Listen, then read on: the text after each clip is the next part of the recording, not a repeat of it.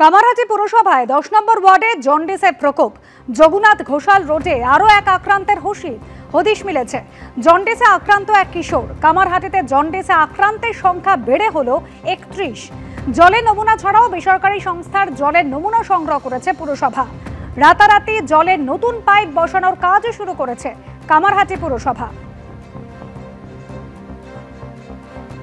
কামারহাটি পুরসভার 10 নম্বর ওয়ার্ডে গত এক মাসে 30 জনের উপর জন্ডিসে আক্রান্ত এবং এলাকার বাসিন্দাদের অভিযোগ যে পুরসভার সরবরাহ করা পাইপলাইন থেকে যে জল সরবরাহ হয় সেখানে জল দূষিত হয়ে যাওয়ার ফলে এই জল থেকেই জন্ডিসে আক্রান্ত হচ্ছেন তারা। আর এই ঘটনার খবর জানাজানি হওয়ার পর থেকে তৎপর হয়েছে কামারহাটি পুরসভা। আমরা এই মুহূর্তে দেখতে পাচ্ছি পুরসভার তরফ থেকে নতুন পাইপলাইন বসানোর কাজ চলছে। পুরনো যে পাইপলাইন সেটা পুরোপুরি বাতিল করে দেওয়া হবে এবং নতুন পাইপলাইন বসানোর কাজ চলছে। আমাদের সঙ্গে রয়েছেন এই 10 নম্বর ওয়ার্ড কমিটির যিনি সদস্য। এখানে আমরা দেখতে পাচ্ছি মাটি খোঁড়ার কাজ চলছে, কি করা হচ্ছে এখানে? এটা নতুন করে পাইপলাইন বসবে। আমরা পৌরসভা থেকে যত তাড়াতাড়ি সম্ভব আমরা কাজ করতে শুরু করি। গতকাল থেকেই কাজ করতে শুরু করেছি এবং নতুন এই পুরোনো পাইপ তুলে নতুন পাইপলাইন আমরা বসাচ্ছি। কেন আমাদের একটা ধারণা, মানুষের একটা ধারণা হয়েছে যে জল থেকে কিছু হতে পারে, সেই জন্য পৌরসভা নিজের উদ্যোগ নিয়ে নতুন পাইপলাইনটা বসাচ্ছে। এলাকার বাসিন্দাদের একটা অভিযোগ রয়েছে যে এখানকার যে পানীয় জল, সেই পানীয় জল বর্ষার জলে যে নর্দমার যে জল জমেছিল সেই নর্দমার জল, দূষিত জল পাইপলাইনের মাধ্যমে লিক করে ভেতরে ঢুকছে এবং তার ফলে সেই জল খেয়েই জন্ডিসে আক্রান্ত হচ্ছেন এলাকার বাসিন্দারা। যদিও পুরসভার তরফ থেকে দফায় দফায় জলের নমুনা পরীক্ষা করা হয়েছে, গতকালও জলের নমুনা সংগ্রহ করা হয়েছে, কিন্তু প্রথমবার যে নমুনা পরীক্ষা করা হয়েছে তাতে কিছু পাওয়া যায়নি। কিন্তু এলাকার বাসিন্দাদের যে অভিযোগ যে পুরসভার পানীয় জল পান করেই তারা জন্ডিসে আক্রান্ত হচ্ছে না, তার কারণেই কামারহাটি পুরসভা তৎপর হয়েছে এবং রাতারাতি নতুন পাইপলাইন বসানোর কাজ শুরু হয়েছে হরিচরণ চ্যাটার্জি স্ট্রিটে। ক্যামেরায় দীপ্তর সঙ্গে সমীরণ পাল, এবিপি আনন্দ, উত্তর 24 পরগনা। কাশ্মীরে তুষার ঝড়ের কবলে পড়ে মৃত্যু হলো 2 বাঙালি জওয়ানের। শনিবারে বীরভূমের বাসিন্দা ল্যান্স নায়েক সুজয় ঘোষ ও মুর্শিদাবাদের বাসিন্দা ল্যান্স হাবিলদার পলাশ ঘোষের কফিনবন্দি দেহ ফিরল বাড়িতে। শোকে কান্নায় ভেঙে পড়েছেন আত্মীয় স্বজনরা। এভাবেই পাহাড়ের ওপর থেকে নেমে আসে সাক্ষাৎ মৃত্যু। শ্বাস নেওয়ার কোনো উপায় থাকে না।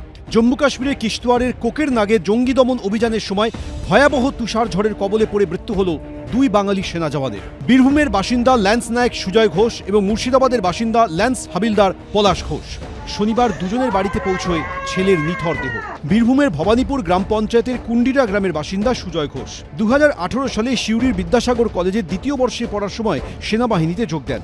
সেনাবাহিনীর ল্যান্স নায়েক পদে কর্মরত ছিলেন। বুধবার কিশতওয়ারে সার্চ অপারেশন চলাকালীন টহল দিচ্ছিলেন, তখনই শুরু হয় ভয়াবহ তুষারপাত। নিখোঁজ হয়ে যান 26 বছরের সুজয়। শুক্রবার বরফের স্তূপের নিচ থেকে উদ্ধার করে হাসপাতালে ভর্তিও করা হয়, কিন্তু শেষ রক্ষা হয় না। শনিবার বীরভূমের বাড়িতে এসে পৌঁছয় সুজয়ের কফিনবন্দি দেহ। তরতাজা ছেলেকে হারিয়ে গোটা গ্রাম শোকস্তব্ধ। অন্যদিকে একই অভিযানে তুষার ঝড়ে মৃত্যু হয়েছে সেনাবাহিনীর ল্যান্স হাবিলদার পলাশ ঘোষের। মুর্শিদাবাদের হরিহরপাড়া থানার রুকুনপুর বলরামপাড়া গ্রামে তার বাড়ি। 2009 সালে সেনাবাহিনীতে যোগ দেন। সদ্য ছুটি কাটিয়ে কাজে যোগ দিয়েছিলেন। তারই মধ্যে এই ভয়ঙ্কর ঘটনা। ছেলেকে হারিয়ে শোকে কার্যত পাথর হয়ে গেছেন মা বাবা। সন্ধে গ্রামের বাড়িতে জওয়ানের কফিনবন্দি দেহ পৌঁছতে কান্নায় ভেঙে পড়েন আত্মীয় স্বজনরা।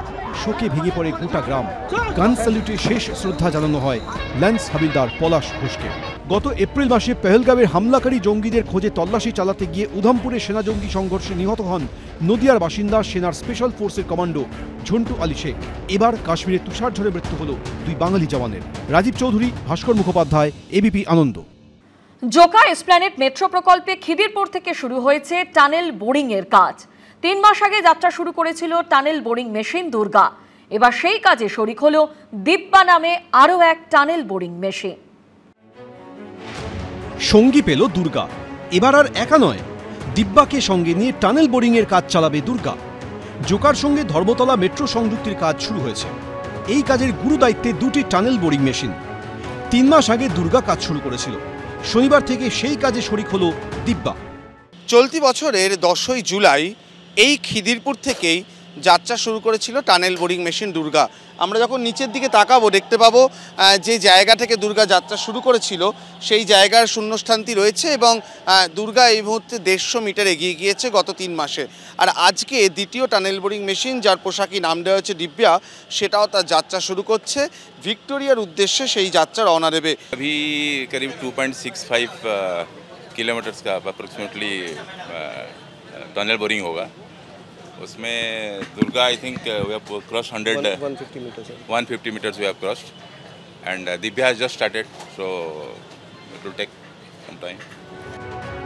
মেট্রো রেল সূত্রে খবর, প্রথমে খিদিরপুর থেকে ভিক্টোরিয়া পর্যন্ত 1.7 কিলোমিটার সুড়ঙ্গ পথ তৈরি করবে এই মেশিন, যে কাজের জন্য 2026 সালের মে মাস পর্যন্ত সময়সীমা ধার্য করা হয়েছে। এরপর 2026 সালের ডিসেম্বরের মধ্যে ভিক্টোরিয়া থেকে পার্ক স্ট্রিট পর্যন্ত 950 মিটার খনন করা হবে। সেই কাজ শেষ হলে পার্ক স্ট্রিট থেকে এসপ্ল্যানেড পর্যন্ত বিশেষ পদ্ধতিতে মেট্রো লাইন তৈরি করা হবে।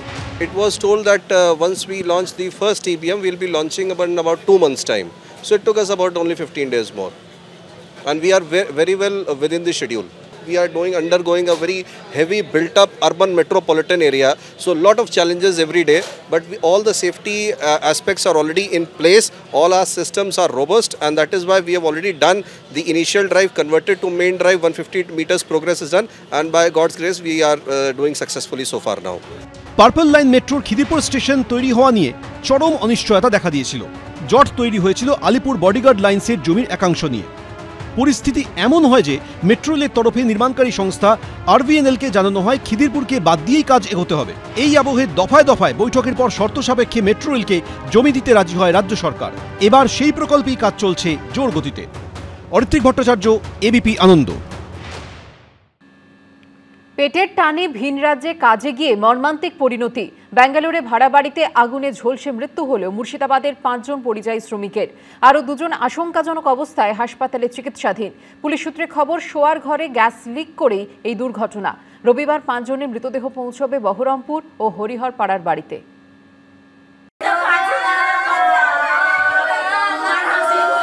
ভয়ঙ্কর, মর্মান্তিক। গভীর রাতে বন্ধ ঘরে আগুনে ঝলসে মৃত্যু। পরিবারে অন্ন বস্ত্র জোগাতে কাজের সন্ধানে ভিন রাজ্যে পাড়ি দিয়েছিলেন, কিন্তু ভাগ্যের পরিহাসে ব্যাঙ্গালোরের ভাড়া বাড়িতে অগ্নিকাণ্ডে ঝলসে মৃত্যু হল মুর্শিদাবাদের 5 জন পরিযায়ী শ্রমিকের। ছেলে পেলে খাওয়া দাওয়া করে সেদিন রাত্রি হয়ে গেছে, খেয়ে দিয়ে শুতে আর করতে রাত্রি 12টা বেজে গেছে। তারপরে হঠাৎ 2টোর দিকে আগুন। কোনো ছেলে পেলে হয়তো একটা চেতন পেয়ে কি ব্যাপার, কিসের গ্যাস, হ্যাঁ, উঠতে না উঠতে এখন কিভাবে যাবে, ভকাম করে আগুন হয়ে গেল।